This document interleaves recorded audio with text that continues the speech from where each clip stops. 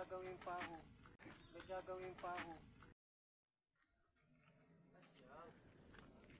Ayan po, bali, bababa tayo sa isa pang activities ng Silax Campsite dito mga idol, ang ilog.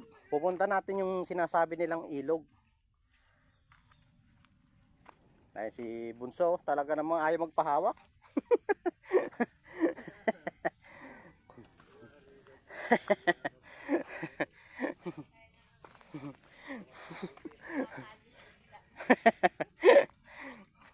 Ayan po si Tita Mercy, ayan po. Oh. Tignan nyo ng pondaanan dito. Yeah. Napakalinis po ang daanan, tsaka safe na safe po yung daanan kasi meron pong hawakan at meron din pong dito. Step, yan o. Step by step. Ayan po, napakaraming buho dito mga idol. Kaya kung mahilig po kayong magluto sa buho or kahit ano po, kung gusto nyo pong halimbawa pag nag-camping dito po gumawa kayo ng mga baso. Yan, pwede po yan, buho na yan. Masarap pong gamitin sa pag-iinom. Kutsara, yan sabi ni Tita Mercy, kutsara po. Ayan pong ay si Tita Mercy palaban. Pwede po tita, no? Gumawa sila ng kutsilyo dyan.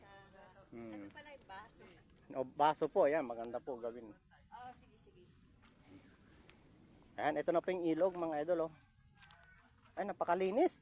Napakalinis po tita ng ilog nyo dito at maganda yung dito, no? Malalim yan tita, malalim. May galing malalim.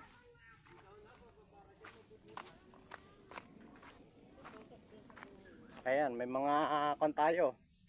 Solbabida. Sayang nga lang po kasi umulan po kaya ano po. Inabot po ng ulan dito kaya ayan, kung gusto niyo magpahinga dito po. Yun yan po naman, baka napakalinis. Ayan na po, sa mga nag-request po na ipakita natin yung kabuuan ng ito na po tayo. Nililibot pa tayo ni Tita Mercy sa kanyang Silax Campsite. Ayan na po. Ayan si Tata Fred. Gumawa niya mga hagdan niya. Ito po pala si Tata Fred. Siya daw po yung gumawa dito ng mga ganitong hagdan pa lang po. Ito po si Tata Fred. Ayan po. Good morning po. Ito po ang ilog. Yeah. Ayan, ito po ang ilog natin dito sa Silax Campsite mga idol. Maganda po dito pag gabi. Alam nyo kung bakit? Kasi ano po ay napakalino ng tubig po. Pakalamig ng tubig. Ayan, nagbasa na tayo kasi masarap maligo. Maganda po dito pag gabi kasi may makukuha po kayo dito na mga talangka. Isa po yan sa activities nyo na makukuha nyo yung talangka mga idol. Kasi ang talangka po kasi active yan sa gabi. Kaya ito rin po yung activities ninyo na magagawa dito sa Silax Campsite mga idol. Po. Hindi po ganong ngayon kasi medyo sumobrang tag-init po. Kaya wala pong ganong tubig. Pero okay naman po. Mayroon naman po ditong tubig na maagos naman po mga idol. Dito po malalim na rin po pala doon banda. Dito po. Kaya yung mga mahilig maligo po, ito po yung isang nyo po, activities magagawa nyo dito sa Silax Campsite. Yan, paliguan po. Kaya solid na solid po. Ayun may talunan po dito mga idol. Pero hindi po ganong ayun, si ate si Bunso palaban talaga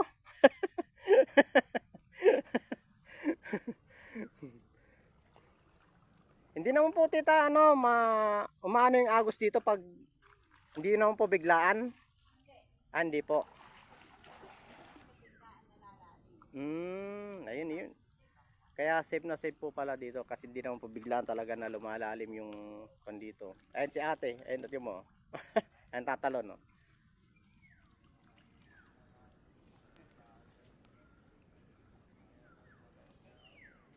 Yan, kahit bata po tumalon dyan, walang problema. Safe naman po yan.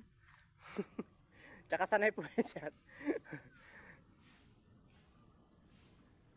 Iyan oh. Oh. Ayan, malalim po banda dyan. Oh, galing lumungin ate oh.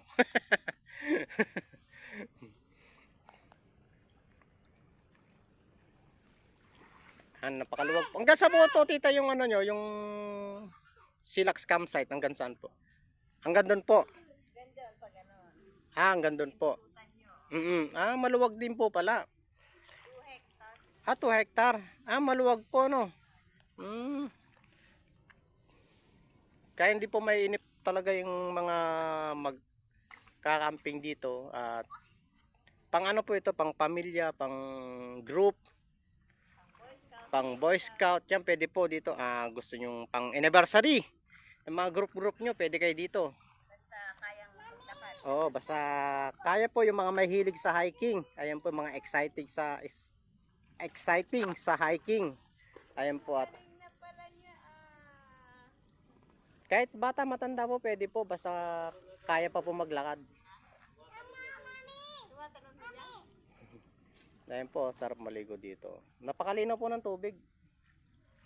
Kaya hindi po kayo magsisisi sa pupunta dito mga idol. Tara na po sa Silax campsite. Punta na po tayo dito at andito po lahat ng activities nyo mga idol na magagawa. May mga isda din po dito pag gabi.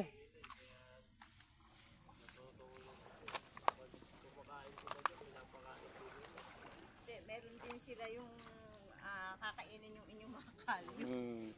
Ay yung mga malilit tita no. Maganda dito pag gabi kasi may matalangka po no. Ayan po. Malinis po itong tubig na to kasi yung tubig po galing po sa bundok no. Din ano. Ito po. Ito, diyan po nang gagaling ilog. Ay ilog. Yung tubig. Diyan po galing po sa bundok po yan. Kaya kung pwede nga pong inumin, pwede na po inumin yan kasi malinis po yan eh. Kaya safe na safe po sa ating mga balat yan. Yung mga yan tubig na yan. Hindi Maselan sa tubig.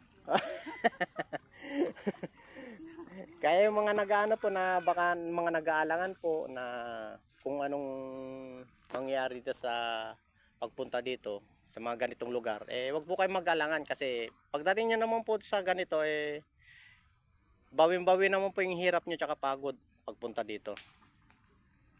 Kaya tara na po dito sa Silax campsite mga idol at makikita nyo po yung pagpunta ko dito sa yung daanan po papunta dito sa Silax campsite. Nasa kabilang vlog ko po. Doon nyo po makikita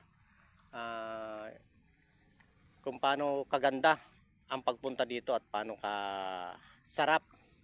Masarap po kasi pumunta dito pag yung maga-maga ka. Para yung hamog talaga ng ano malalanghap mo po talaga. Halimbawa, pag gusto mong tumakas sa mga ano mo, sa mga problema mo, yan. Sa mga utang. Ayun po, sabi ni Tita Mercy, yan po, sa mga utang daw, tama ba? Sa 5-6, yung mga mahilig mag 5-6, dito na kayo, tumakbo, pumunta.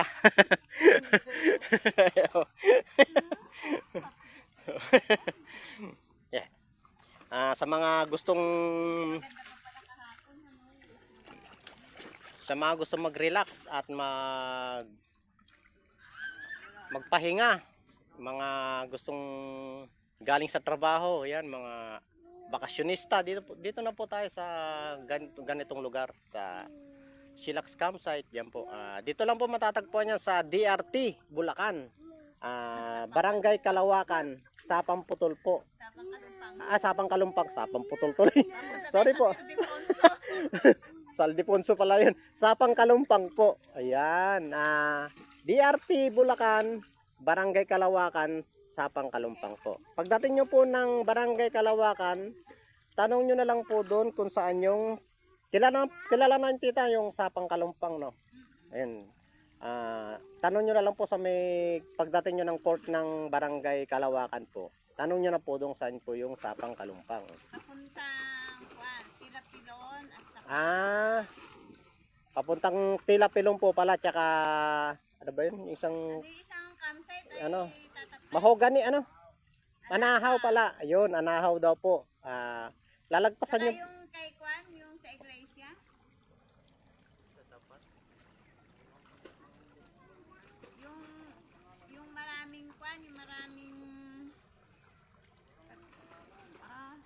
Bali pagdating nyo po ng court ng Barangay Kalawakan, tanong nyo na po doon kung saan po yung papuntang Sapang Kalumpang. Lalagpasan nyo po yung Anahaw po ba? Anahaw campsite. Tilapilon. Tsaka Tilapilon. Tapos, Sa barracks ng iglesia. stay po kayo ng motor. Kung may mga motor po kayo, pwede nyo pong igarahe mga sasakyan nyo sa barracks po ng iglesia. Hanggang doon po yung sasakyan natin. Tapos, mula po doon, mag-umpisa na po yung hiking natin papunta dito sa Silax campsite mga idol. Kaya mas maganda po sana kung maga-maga o kaya hapon para... Pero kung tagulan po kayo po kung ano po, kung mahilig kayo mag-hiking ng tagulan, pwede po.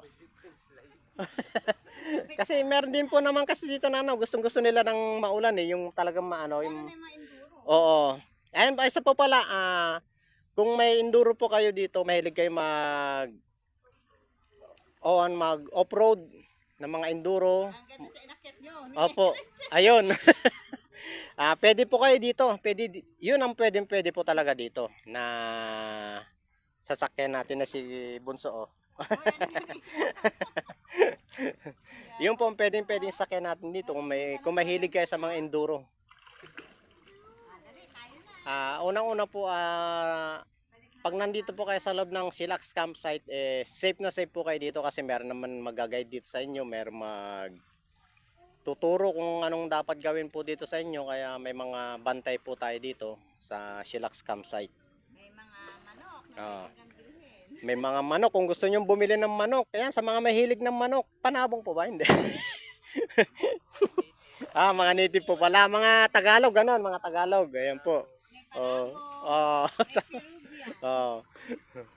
Mga sari-saring manok po makikita nyo dito at sari-sari pong manok ang maano nyo dito, mga iba-ibang klaseng ibon po na makikita nyo dito sa Silax campsite. Talagang bundok na bundok po talaga dito at ang kagandahan po dito, walang mag-istorbo sa inyo. Kasi wala pong signal. Wala pong tatawag sa inyo na kliyente o kayo kung may ano naman po kayo. O mga mangungutang sa inyo, mangungulit, maniningil. Walang tatawag sa inyo. Kaya ang gagawin nyo lang po dito pag nandito po kayo ang mag-relax. Yan po, mag-hiking, gumawa ng mga activities. Gaya nito, maligo po. Yan. Dito po sa ilog nila Tita Mercy. Yan, dito po pwede po maligo diyan lahat. Tapos kung gusto nyong activities na matutunan yung mga kung paano paggamit sa mga buho, marami po tayo niyan. Marami po tayo diyan kung may hilig kayong mag-activities sa buho, matutunan po yung kaalaman sa paggawa ng mga pagluto, kung paano magluto sa buho, paano gumawa ng mga kagamitan sa bahay. Kung wala kang gamit at meron naman pong buho dyan, pwede po yan ang gamitin natin sa mga katulad na ganito na camping. Kaya wala pong problema, wag na po kayo magdala ng maraming gamit kasi marami tayong mga gamit dito. Meron din po kompleto po dito. May lutuan dito, tita, may mga ayun, kung gusto nilang mag ng butane, pwede din po dito, meron din po dito. May kon dito, may magandang view.